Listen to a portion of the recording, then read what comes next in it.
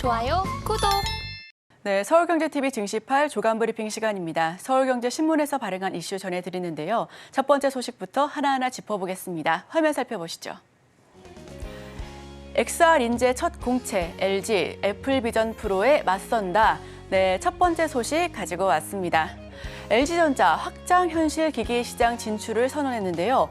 조직 개편을 통해 사업 모델을 수립한 데 이어 관련 인력을 영입하겠다라고 전했습니다. 애플의 XR 헤드셋인 비전 프로 출시가 다가오면서 시장 개화에 더욱더 적극적으로 노력해 나가겠다라는 부분으로 풀이됩니다. 우선 LG전자 HE 사업본부는 최근 XR 디바이스 상품 기획 전문가와 함께 XR 디바이스 사업 개발 및 영업 전문가 채용을 시작했습니다. 관련 경력 3년 이상을 보유한 지원 자격으로 내걸었고요. 입사 후에는 XR 제품 및 서비스 개발과 출시 이후까지의 전체 과정을 관리하는 역할을 맡습니다. 수익성 분석과 파트너 업체 탐색 및 사업적 제휴, 유관 부문 협업 등도 주요 업무에 포함이 됐고요. LG전자가 XR 관련 인력을 공개적으로 모집하는 것은 이번이 처음입니다. 네, 경쟁 제품 출시를 앞두고 조직 개편에 나섰습니다. 기획과 디바이스 등 전문 인력을 채용하기로 나섰고요. B2B는 AR 그리고 B2C는 게임에 집중하기도 했습니다. 서비스 모델 수익 구조 확립을 모색해 나가고 삼성도 구글과 협업하는 등 신제품 준비에 박차고 있다 한번 살펴보시면 좋겠습니다. 네, 두 번째 소식입니다. 메탄올 선박 소주 0, 고부가 중심 LNG, LPG선 수주 집중. 네, 두 번째 소식은 조선과 조선기자재 소식으로 한번 준비해봤습니다. 최근 국내 조선사들 친환경 선박 중심의 선별 수주 전략을 취했고요. 메탄올보다는 LNG, LPG 연료 추진선 수주에 더욱더 힘을 싣고 있는 모습입니다. 불어나는 상선 수주 잔액으로 수익성이 높은 선박에 집중하겠다라는 계획인데요. 우선 기술력이 낮고 중국의 거센 수주가 이어지는 메탄올 추진선 시장에서 한 발 물러났다라는 이야기입니다. 지난해 8월 이후 국내 조선사들은 단 한 건의 메탄올 추진선 선박을 추진하지 않았는데요. 지난해 상반기와는 대비되는 기조입니다. 이 바뀐 전략의 두 가지 이유 한번 화면을 통해서 살펴보실 텐데요. 우선 친환경 연료를 엔진으로 한 선박 중 고부가 가치선 중심의 옥석 가리기를 하는 부분이고요. 두 번째는 메탄올 기술 장벽이 낮기 때문에 이 부분은 중국의 물량 공세에 굉장히 취약하다라는 부분에 대한 맞선 평가입니다. 에탄올 엔진 기술 장벽이 LNG, LPG 추진선보다 상대적으로 낮다라는 것도 이유 중에 하나인데요. 상대적으로 기술력이 부족한 중국 조선사들도 저가 경쟁력을 앞세워서 수주에 적극적이다라는 부분입니다. 우선 친환경 연료를 엔진으로 한 선박 중에 고부가 가치선 중심의 옥석 가리기를 하는 등 메탄올 추진선보다 선가가 상대적으로 높은 LNG와 LPG 추진선에 더 집중하겠다라는 모습입니다. 늘어난 상선 수요에 제작 도크 또한 제한적이고요. 친환경 선박 중심으로 선별적인 전략을 취하고 있습니다. 중국의 저가 공세 우려도 한몫한 것으로 확인되고 있으니까요. 이 부분도 함께 짚어보시면 좋겠습니다. 네, 세 번째 소식은 제약바이오 소식입니다. 삼성바이오로직스 ADC 생산, 성장률 격차 더 벌린다. 삼성바이오로직스 지난해 사상 최대 실적을 기록한 데 이어서 글로벌 위탁 생산 업체에서 가장 높은 성장률을 이어갈 전망입니다. 올해부터 ADC 생산에 본격적으로 들어가면서 성장률 역시 격차가 커질 것으로 전망을 하고 있는데요. 삼성바이오로직스는 올해도 CDMO 업계에서 가장 높은 성장률을 유지할 것으로 전망이 됩니다. 증권가에서는 올해 삼성바이오로직스가 17%의 성장률을 기록할 것으로 예상하고 있고요. 반면 론자는 3에서 5%, 오시바이오로직스는 15%의 성장률을 예상하고 있습니다. 다만 경쟁사 증설 등 장기 수급 동향과 삼성바이오로직스의 알츠하이머 치료제, 비만 치료제, ADC 수주 가능성 등이 올해의 실적 변수로 들어오고 있습니다. 글로벌 CDMO 3사 올해의 전략은 작년 22% 매출 성장, 경쟁사 2배에 한번 달하고 있고요. 삼성바이오로직스는 ADC 공장 가동 등 CGT도 진출할 것이다라고 밝혔습니다. 론자는 세포 유전자 치료제에 집중적으로 공략할 것으로 보여지고요. 오시는 마이크로바이옴 수주를 확대해 나갈 것이다라고 밝혔습니다. 네, 이번에는 H지수 한번 살펴보겠습니다. H지수, ELS 손실률 58%까지 껑충, 증권사들 뒤늦게 수익 보장 강화. 네, 이번에는 증권사 손실 한번 짚어보고 넘어가겠습니다. 홍콩 항생 중국 기업 지수를 기초 자산으로 하는 주가 연계 증권 즉 ELS가 무더기로 손실을 보는 사태가 이어지고 있습니다. 증권사들이 이에 신상품 수를 줄이고 수익 보장 요건도 대폭 완화하고 나섰는데요. 증권사들이 홍콩 H지수 연계 ELS 발행수를 줄이고 상환 기준을 줄줄이 낮추는 것은 최근 해당 ELS의 만기 손실이 눈덩이처럼 커지고 있기 때문입니다.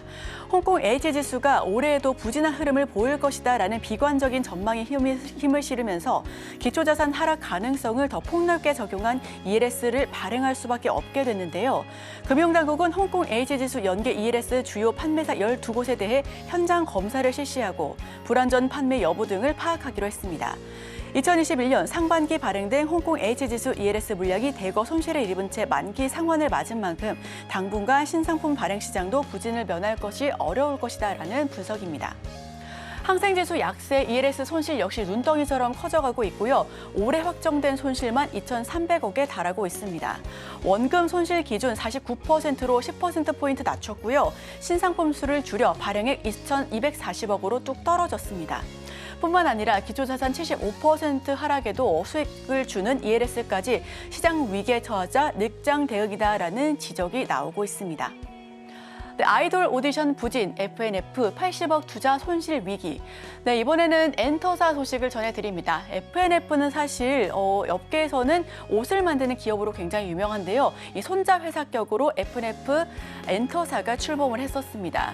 네, 다만 FNF 엔터테인먼트는 콘텐츠 제작, 연예기획 사업 부진으로 80억 원 이상의 투자 자금을 잃을 위기에 처했는데요. 아이돌 오디션 방송 프로그램의 시청률 부진, 연계된 콘서트 무산 탓이다라고 설명한 바 있습니다. 우선 FNF는 2022년 말 FNF가 글로벌 K-팝 아티스트 육성을 목표로 설립한 자회사입니다. FNF는 FNF 엔터가 첫 프로젝트로 SBS와 함께 제작한 아이돌 오디션 방송 프로그램 유니버스 티켓의 제작비 대부분을 댔는데요. 그 규모만 80억 원 이상으로 알려졌습니다. 여기서 문제는 유니버스 티켓이 결국 0%대 시청률로 막을 내리면서 불거졌는데요. IB 업계는 콘서트 티켓 판매가 부진했을 것으로 추측하면서 FNF도 투자금을 거의 회수하지 못했을 것이다라고 추정하고 있습니다. 네, 하지만 빅4 엔터사의 95%를 넘게 투자하는 K-팝 ETF도 이달 나온다라는 소식 추가적으로 전달드립니다. 하이브와 SM, JYP, YG에 집중한 ETF가 출범되는데요. 하반기 내내 좋아질 것으로 전망되고 있는 엔터사, 이와 관련된 ETF도 함께 출범한 만큼 조금 더 관심 있게 지켜보셔도 좋겠습니다. 자회사 제작한 프로 0%대 시청률을 기록했고요. 콘서트도 무산이 됐습니다. 투자비 회수가 불투명한 상황인데요. 엔터 사업 전략을 전면적으로 재조명할 것이다라는 부분까지 함께 전달해 드립니다. AI로 글로벌 공략, 네이버 올해 매출 첫 10조 달성, 이번에 네이버 소식 전달드립니다.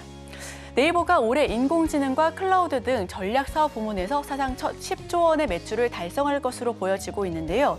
게임 스트리밍 플랫폼을 비롯한 전 사업 부문 실적 개선을 앞세워서 네이버의 주가 상승 가능성도 크다라고 분석하고 있습니다. 우선 네이버, 국내 증권사들은 네이버의 매출액이 지난해보다 11% 이상 많은 10조 8,275억 원에 달할 것으로 전망하고 있습니다. 네이버가 올해 매출 10조 원을 넘어서면 이는 사상 처음으로 증권사, 이거 관련해서 좀 더 적극적으로 대응할 것으로 보여지고 있는데요. 증권사는 네이버가 올해부터 AI 클라우드 시장 문을 적극적으로 두드리는 점과 실적 호전의 주요 요인으로 지목한 부분은 시지직으로 밝혀지고 있습니다. 사업 규모만 700조 원에 이르는 사우디아라비아의 네옴시티 수주도 공을 들이고 있는 만큼 네이버 주가도 함께 살펴보시면 좋을 것 같고요. 여기서 네이버 주가는 네이버의 실적은 2021년부터 꾸준히 상승해 나가고 있었습니다. 영업이익 동안 껑충 뛰어가고 있는 모습까지도 확인하실 수가 있는데요. 네이버 올해도 끝까지 지켜봐 보시면 좋을 것 같고요. 유럽 시장에서 잠재 고객 확보로 본격화적인 수직 전략을 짤 것으로 보여집니다. 사우디에선 클라우드 사업 발굴을 추진하고 있고요. 미래도시, 네옴시티 수주 역시 공을 들이고 있습니다. 게임 스트리밍 취지직 역시 흥행하고 있으니까요. 네이버의 주가 앞으로 껑충 뛸 것을 기대하고 있습니다. 네, 마지막 소식은 AI 꺼낸 삼성, 안드로이드 앱 생태계 흔들다. 네, AI 소식 마지막으로 하나 더 전해드립니다.